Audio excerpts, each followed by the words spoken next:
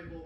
Shallow work's like other collaboration that has to happen around this, right? We have to pay invoices and have client meetings.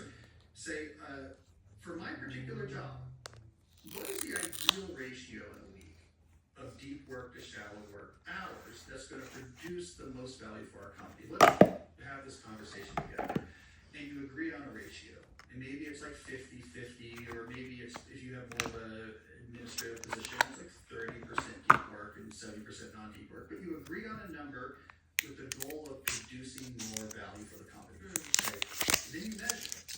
You come back a couple weeks later and say, hey, look, I'm looking at this, and because my meetings are this or that, and it's only 20% of my time is actually deep work, and 80% is meetings. What should we do about this?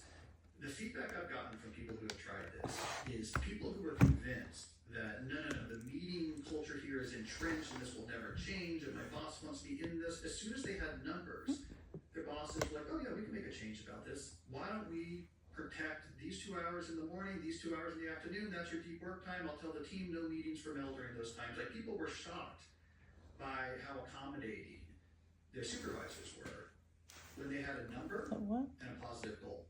So I think we have to have these conversations, but it just has to be directed from the angle of, I want to be even more valuable.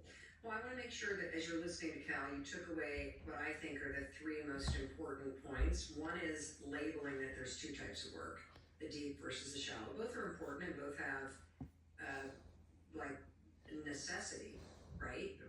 Understanding and collaborating with the person that you work with. This is the second piece, to say, I want to add more value and I want to do more meaningful work. What do you this work that I need to be able to do to actually get the meaningful stuff done?